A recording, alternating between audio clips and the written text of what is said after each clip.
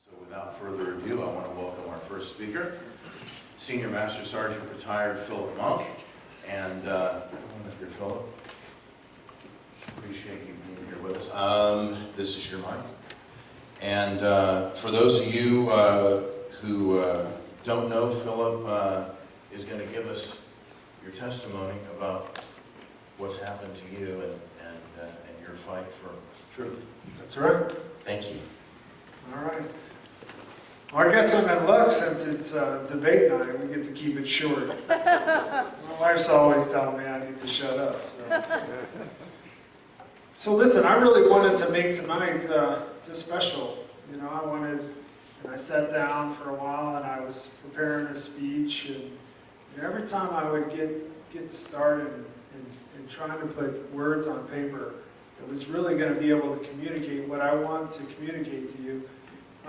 Nothing was coming out, and the more I would pray and say, you know, God, let me give this dynamic speech so I could just wow the crowd and get them fired up. It just kept coming to me. God kept telling me, you know what, this ain't about you. Okay? If there's one message that I would tell you tonight, it ain't about me. It's not about you. It's kind of that 2 Chronicles thing where, the fight is God's, and that's what I'll tell you. So tonight, what I'll do instead of giving you a speech, a prepared speech, is I'll just tell you a little bit about what happened to me, some of the things that I think I've learned throughout the day, and then maybe challenge you to prepare for the battle that is coming, if it's not here already. If you don't know me, my name is Senior Master Sergeant Phillip Monk. I served in the United States Air Force active duty for 21 years. I was a medic by trade, and about 3 or 4 years ago, I came down to Lackland Air Force Base as a First Sergeant. If you know anything about First Sergeant, it's basically a fancy word in the military for being an advisor. My job is to advise the commander on how they should act, how they should interact with the enlisted corps. Well, I returned back from a deployment from a place where we're not allowed to say, because we say that we're not actually there. But let's just say it was in the Middle East and it wasn't a pleasant place. But to make a long story short, when I showed up, I had a brand new commander. An open lesbian commander, unabashedly open about her homosexuality. Now, I had a young trainer, and he had 50 students, 50 brand new women and men from around America, brand new, not yet airmen. They had joined the Air Force, and it was our job to train them and prepare them to be part of the Air Force, to be part of a service whose job is to defend this country. So you can imagine, when we train those men and women, we train them to be prepared to fight the enemy. It's not an easy place. Well, this young team who had come together, they're not gelling as a team yet. They come from all walks of life, and the instructor simply told his flight that, listen, they need to knock it off. That if they were going to succeed and get through basic training, a very difficult place, that they were going to have to come together as a team. They're going to have to put all their differences aside, where they're from. And they were going to have to unite under one common cause, and that's to defend America. And as an example, this young instructor told his flight, hey, we come from all walks of life. You come from New York, I come from the South, you're black, I'm white, I don't believe in same-sex marriage, you do, but guess what? None of that matters, I'm going to train you the same anyway. Now that information funneled back to my commander, an open homosexual, but she was not happy. She wanted to punish this young man for holding a biblical account of marriage. Now, my job as the advisor, of course, I was brought into this, and the commander wanted to really make sure that this guy was punished. It was her view that simply holding that account and stating his opinion on marriage was tantamount to discrimination.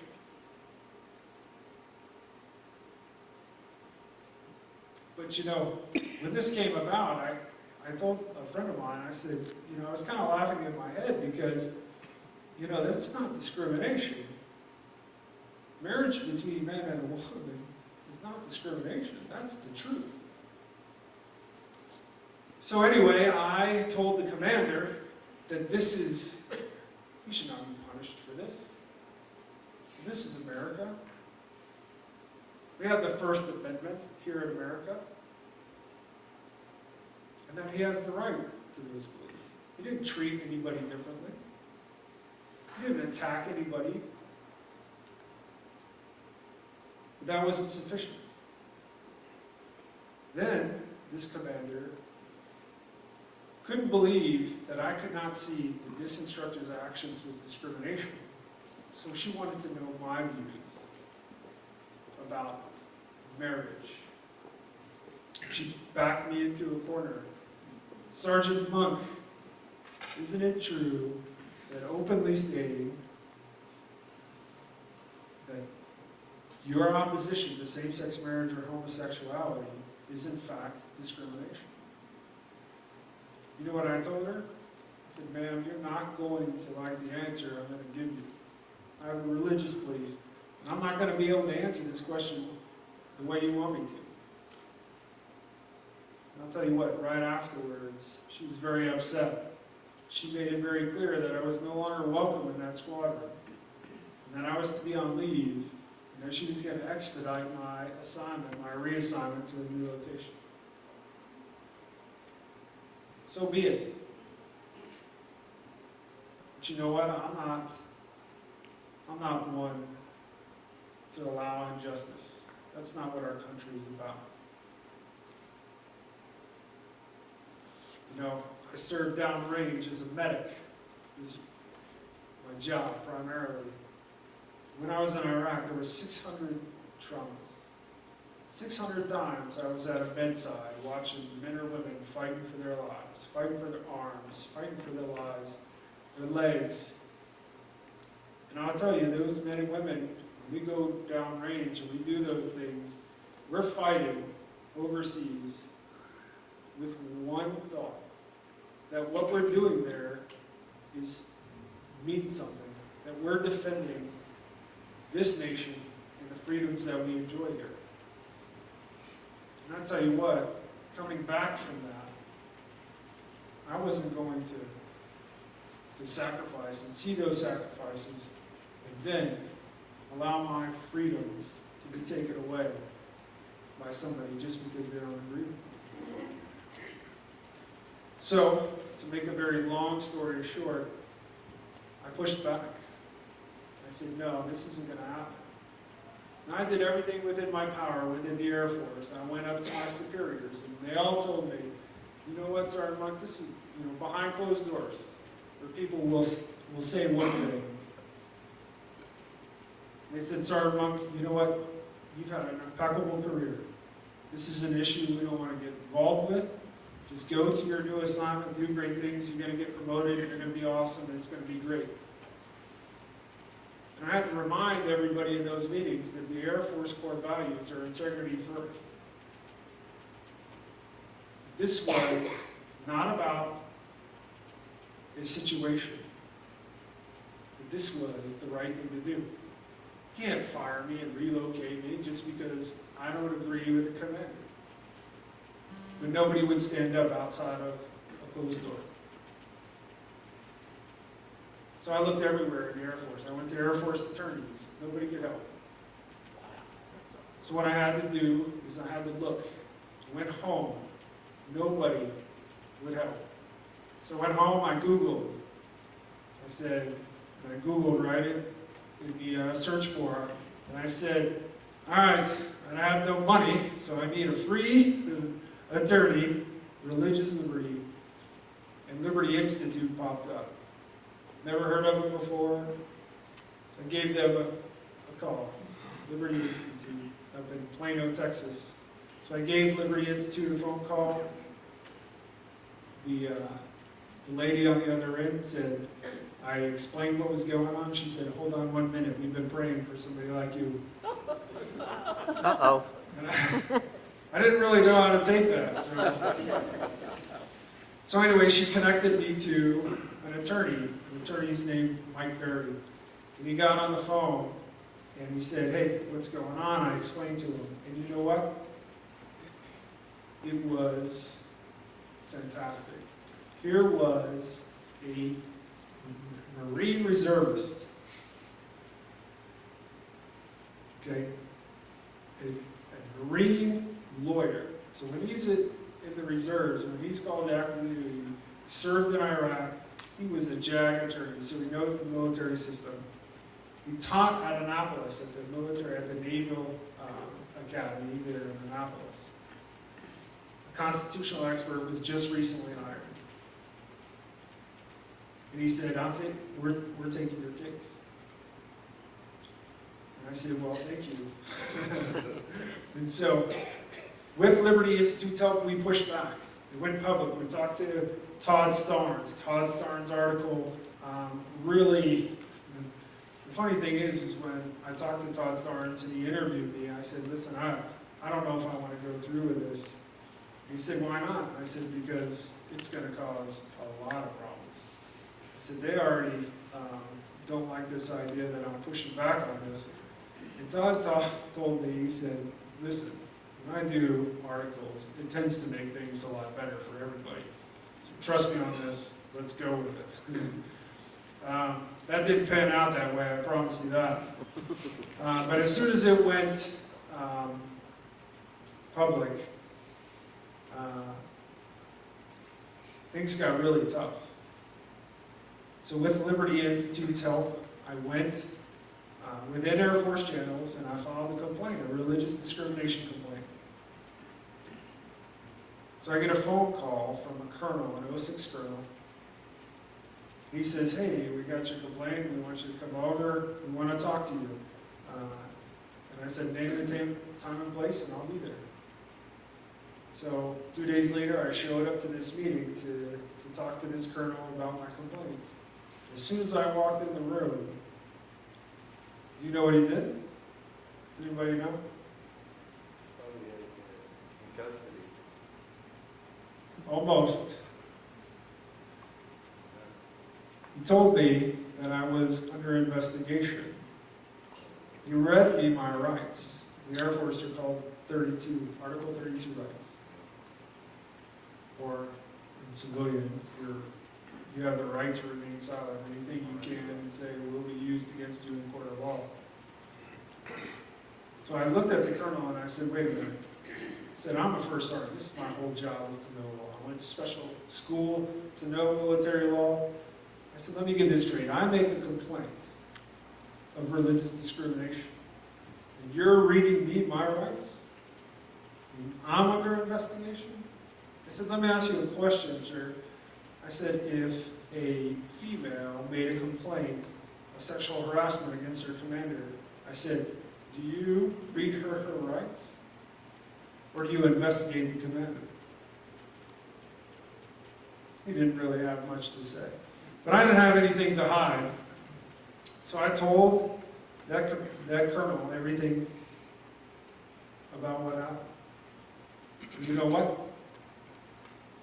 Didn't make a difference. The Air Force came back, they did their investigation, and they cleared me thanks to Liberty Institute. But the Air Force said nothing happened. They absolutely said nothing happened. And I'll tell you, that's the message that I want to get to. If there's anything that I can tell you about what I've learned from all of this, is that this ain't your fight. This ain't our fight.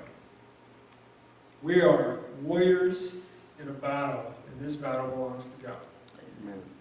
What he's looking for is warriors, I believe, to fight the battle.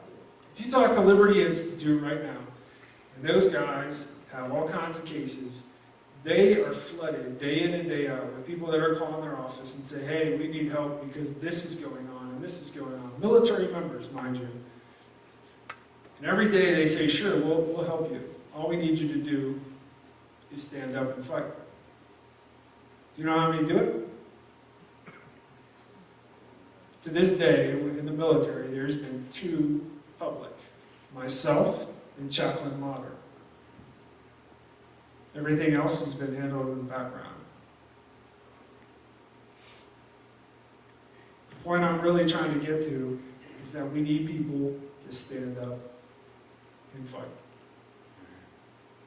Okay? You know, and I have it here in 2 Chronicles, right? Judea is getting overrun. It's 15, and it says, "Thus says the Lord, do not fear or be dismayed because of this great multitude, for the battle is not yours, but God's." That's the message I'm getting to. We as Christians have this idea that it's going to be fun and games, that everything's going to be nice and things, but I'm here to tell you, I've met the Kleins, the Bakers from Morgan's, good friends of mine now. I've met Cochran, the fire chief that was fired, Stutzman, who lost her business because she wouldn't do flowers. I've met all these people, and I tell you what, none of them, not a single one of them, went looking to pick a fight. That fight found them. And what I'm here to tell you is that fight is coming to you. It's coming to you. It's coming to people you love. It's coming to your children. And it's up to us as Christians to be prepared for that fight.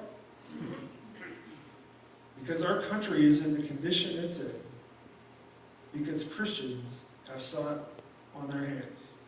Yes. And the fight is God's. He's just looking for warriors. Now, your ability to stand in the midst of something like this, and trust me, this happened at 19 years for me. And how many are you familiar with the military and what 19 years means? That means I'm 1 year away from being vested in a pension. That means the check comes to me every month if I hit 20 years.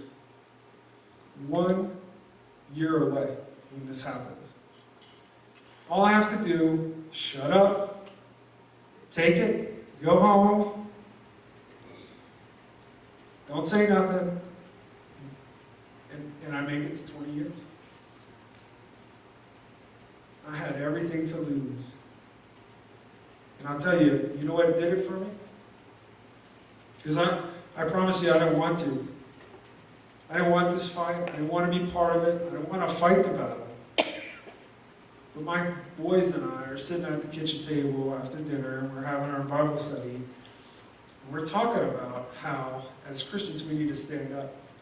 In the background, I don't know if you remember the story, but Fox News is telling a story about a young boy on a bus that was getting beaten, and everybody was watching it. Everybody was watching it happen. And my oldest son looks over his shoulder and he's taking the news story in, and then he comes back over his shoulder and he says, "Dad, is this what you're talking about? Would you have us intervene?" And I said, "Absolutely, I would have you intervene." I said, "If you came home and I saw a video of you just sitting by as an innocent person who was getting beaten, I was like, you would be beaten far worse than that little kid on the bus." I'm joking, by the way. And then, you know what he said to me? Now, my kids are pretty smart and perceptive. They've heard me talking about what's going on with my wife and how things are going. And my son turns to me and says, "You know what? You're sitting here, Dad, you're sitting here telling us that you got to stand up and fight these battles. But I hear you talking to Mom about what's going on with you at work. Why aren't you fighting?" And I believe in my heart of hearts that was the Holy Spirit saying, "Hey, why don't you get up and fight?" And so I did. What father would I be if I taught my boys that in the midst of the biggest struggle and the biggest fight, that's when you cave?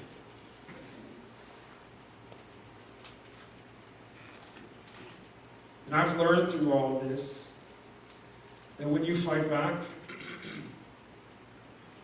you win. get a half an hour of your time, and if I had more, I'd take all of it and tell you about how the providence of God worked through all of this. I'd tell you about a story about how the Air Force sent an emissary to Pastor Branson's office.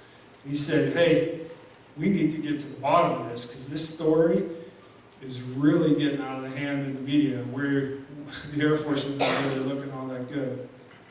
So Pastor Branson would come to me and he'd say, listen, this colonel wants to meet with you. This chaplain, he's a big colonel.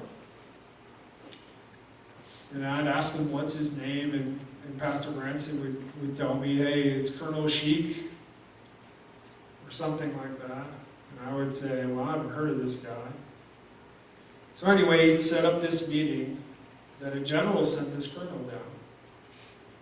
And so I showed up to the meeting early because I was frightened about what this was going to mean. And so Pastor Branson went out when this colonel showed up. And I couldn't really tell who he was, but when he came into the office, I stood up and I said, hey, how are you doing, Colonel? And I said his name. It just so happens that that colonel was my pastor when I was stationed in Turkey. When I was baptized, he was my very first pastor. My wife worked for him, and he said, and he called me by name. He said, this is you? This is what's going on? I got to tell the story of everything that happened, the nitty-gritty, the raw details, and that colonel took it to very high levels. And he sat there in a chair, and Pastor Branson can testify. He said, we've done you wrong.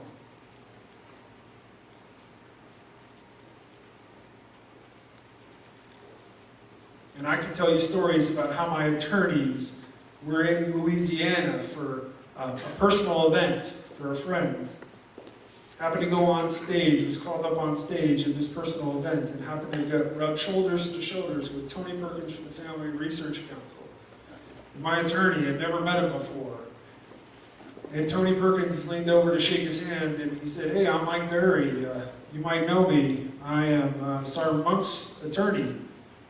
And Tony Perkins said, well, it's good to meet you, but did you know that General Boykin is about 7 minutes away from walking into a meeting with the Secretary of the Air Force and the Chief of Staff of the Air Force, the highest leaders of the Air Force? He's getting ready to go into a meeting to talk to them about Sergeant Monk. Do you have any information about the case that we could give to them before this meeting?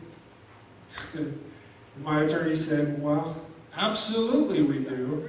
Can I be excused from the stage for 5 minutes while I email it to him? So we were able to get information directly to General Boykin before he had that meeting. And that information got right to him. And I can tell you story after story about going to places and talking to these crowds in places like DC. And if you can know anything about me, and I'm sure you can tell, is I'm not a public speaker. If there's anything, I'm very introverted. I don't like to be on stage and in front of people. But every time I talk, I stand in the back and people come up to me and they tell me over and over again about the struggles that they're going through in the places that they work and in the culture. And they ask me, what do I need to do? And I simply tell them to live out their faith. Live out your faith every day. And don't be afraid what may or may not happen. Because I'll tell you, and I think we've talked to this on your radio show, is that the left, the liberals, they don't ever stop living out their faith. The liberal ideology is a religion. And every decision that they make, every decision they make, every politician they vote for, every policy they back, every institution that they're involved in is steeped. And as Christians, if we want our country back, we are going to have to fight. We're going to have to stand. So that's what I leave you with, and I challenge you with, is to connect with family and friends. Let them know that no matter what they go through, that you're going to stand shoulder to shoulder with them. Because I promise you, when this stuff is going on, there's not a whole lot of people standing with you. Okay? I have friends that since all this has died down, that witnessed things that they could have testified to, and if they testified to, it would have been easy for me. It would have been clear. It would have been, I could have spiked the ball in the end zone, whatever you want to call it. And I would go to them and I'd say, hey, just you saw this all play out. Why don't you testify for me? And they would tell me, listen, I have a wife and kids like you do. Look what's happening to you. If I get involved, what's going to happen to me? And so they wouldn't. And since they've all come back one by one and said, you know what? I'm sorry. I went through probably the toughest years of my life. Actually, I take that back. It wasn't very tough compared to some other time. But they've all come back to me and they've said, listen, I apologize. I've been struggling for the last few years. I've been hurt by the fact that I didn't stand with you. And I forgave them. But I'll tell you what, those guys are still hurting today because when it was time to fight, they ducked and ran. And I'm telling you, if there's something that I've learned throughout this, the fight is tough and it's hard, and bad people will write bad things about you and slam you in the media, but you know what, I'm still standing here today. And you know what, I stand tall and I look at my boys in their faces and I can tell how their spines grew a little bit stiffer because of my example. They're closer to God. I'm closer to God. My wife and I are closer to God than we've ever been. And those guys that didn't stand with me are still struggling, still beating themselves up. So the pain is tougher by not standing, from shirking from the fight.